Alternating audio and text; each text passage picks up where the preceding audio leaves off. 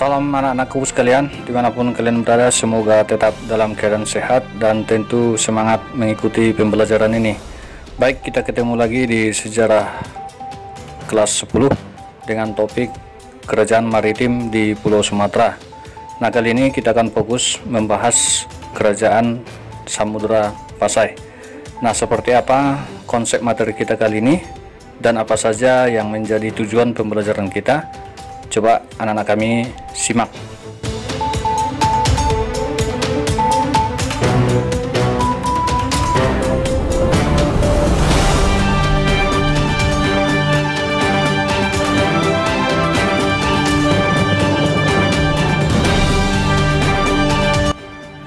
Baik, langsung saja kita mulai. Kita lihat dulu di mana sih letak daripada kerajaan Samudra Pasai itu.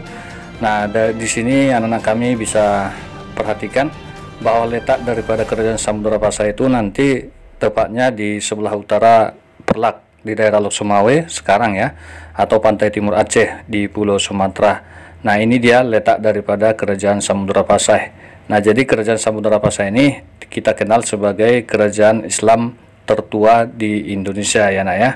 Nah, baik, itu saya rasa letaknya sudah paham. Kita masuk. Yang kedua, kita membahas sumber-sumber sejarah kerajaan Samudra Pasai ya. Nah, jadi kerajaan Samudra Pasai ini dapat kita pahami melalui sumber ya, atau bukti sejarah. Yang pertama nantinya adanya inskripsi atau tulisan pada nisan makam Sultan Malik As-Saleh ya. Nah, yang kedua berita dari luar negeri atau sering disebut dengan berita asing. Nah, contohnya dari catatan-catatan Marco Polo dan juga Ibnu Battuta. Dan yang terakhir juga bisa kita pelajari dari kronika Raja Pasai ya. Nah, itu sumber-sumber kerajaan Samudra Pasai. Nah, berikutnya kita membahas kehidupan politik pada masa kerajaan Samudra Pasai. Nah, perlu kalian pahami anakku sekalian bahwa kerajaan Samudra Pasai ini itu didirikan pada tahun 1267 Masehi oleh Najimuddin Al-Kamil. Nah, yang mana Najimuddin Al-Kamil ini diperkirakan seorang pemimpin angkatan laut dari Mesir ya nak ya. Nah, kemudian kerajaan yang berpusat di pesisir pantai utara Sumatera ini sangat dekat dengan Lok Sumawe dan didirikanlah nanti di sini kerajaan Samudra Pasai dengan tujuan untuk menguasai perdagangan rempah-rempah, terutama itu lada ya. Nah, kita lanjut. Di sini dapat kami perhatikan ini raja-raja yang pernah memerintah di kerajaan Samudra Pasai ya. Ada Sultan Malik As-Saleh ya. Nah, ini dapat kalian baca saja.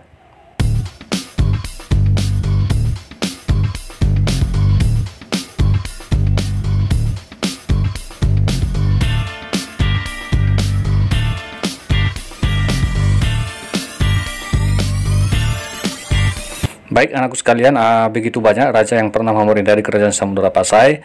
Namun kali ini saya akan kasih beberapa raja-raja yang terkenal atau yang mana raja ini nanti mampu membawa kemajuan dalam kerajaan Samudra Pasai ya. Mari kita lihat siapa saja mereka. Yang pertama ada Sultan Malik As-Saleh ya. Nah, pada tahun 1267 kerajaan Samudra Pasai ini dipimpin oleh Marasilu dengan gelar Sultan Malik As-Saleh ya. Nah, jadi pada masa pemerintahannya kerajaan Samudra Pasai ini berhasil menguasai Selat Malaka ya, yang pada saat itu menjadi pusat perdagangan internasional dengan lada itu sebagai komoditas ekspor utamanya ya. Nah, yang kemudian selain lada juga nanti kerajaan Samudra Pasai ini juga mengekspor sutra dan juga kapur barus.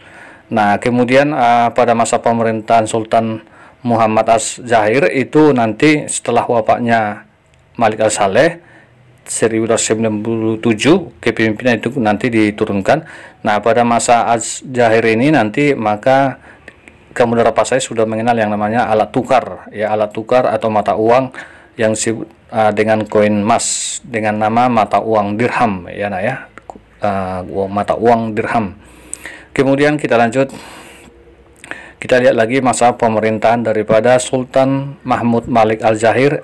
Jadi pada tahun 1326 tata kerajaan itu diteruskan kepada Al-Zahir ya. Nah, kemudian pada masa pemerintahnya itu terkenal sebagai kerajaan dagang yang maju.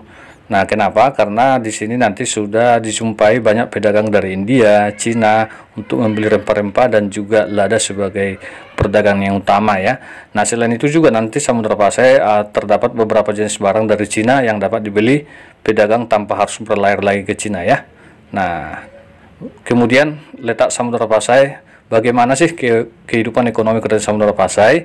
Nah, jadi dari letak kerajaan Samudra Pasai itu dapat kita simpulkan bahwa letaknya itu sangat strategis di tepi Sungai Malaka, maka kemungkinan kerajaan Samudra Pasai ini mengembangkan perekonomian berbasis perdagangan laut ya nak ya. Nah, itu dalam bidang ekonomi.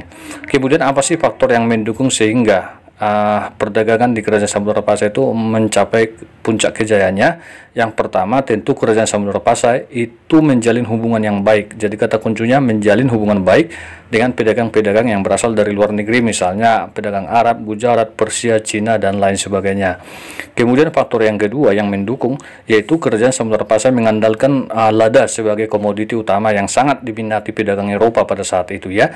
Jadi boleh dikatakan pusat dari perdagangan lada itu ada di kerajaan Samudra Pasai. Kemudian faktor yang ketiga, kerajaan Samudra Pasai menjadi kerajaan maritim yang kuat. Kenapa? Karena letaknya sangat strategis, yaitu di Selat Malaka. Yang mana Selat Malaka ini kita pahami, anak-anak kami pahami, itu adalah merupakan jalur perdagangan internasional dari masa ke masa ya. Nah, kemudian kita lihat kehidupan sosial budayanya.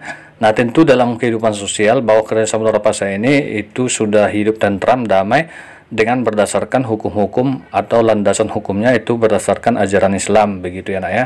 Kemudian dalam hal kebudayaan di sini nanti dapat juga sudah kita temukan yang namanya huruf Arab, bahasa Jawi, kayak Raja Pasai dan makam-makam raja ya. Nah, kemudian kerajaan Samudra Pasai ini, setiap kerajaan itu tentu ada masanya ya. Nah, sama halnya juga dengan kerajaan Samudra Pasai. Nah, ini juga mengalami kemunduran. Nah, apa sih yang menjadi faktor penyebab runtuhnya nanti kerajaan Samudra Pasai? Jadi pada tahun 1521 pada saat dipimpin oleh Sultan Zain al-Abidin, Portugis itu menyerang kerajaan ini karena iri dengan kemajuan dagang yang pesat di Samudra Pasai. Jadi angkatan perang Portugis yang lebih kuat akhirnya mereka berhasil menaklukkan kerajaan Samudra Pasai begitu ya. Nah, selain itu juga anakku sekalian, keadaan kerajaan yang melemah tadi itu kemudian dimanfaatkan oleh kerajaan Aceh ya, kerajaan Aceh. Nanti kita bahas kerajaan Aceh yang pada saat itu dipimpin oleh Sultan Ali Muhayyad Shah, raja kerajaan Aceh Darussalam ya, untuk mengambil alih kerajaan Samudra Pasai. Kemudian tahun 1524 akhirnya kerajaan Samudra Pasai ini nanti dimasukkan ke dalam wilayah kerajaan Aceh Darussalam begitu ceritanya ya. Nah, hal ini dapat dibuktikan dengan dipindahkannya lonceng Cakradonya ya, ini dia. Oke. Baik, nah itu beberapa faktor penyebab runtuhnya kerajaan Aceh. Nah, mudah-mudahan anak-anak kami paham dan silahkan ditambah referensi yang lain ya. Semoga bermanfaat. Sampai ketemu di materi berikutnya. Kita akan membahas mengenai kerajaan Aceh ya. Salam dari Sar Alpen Simanjuntak.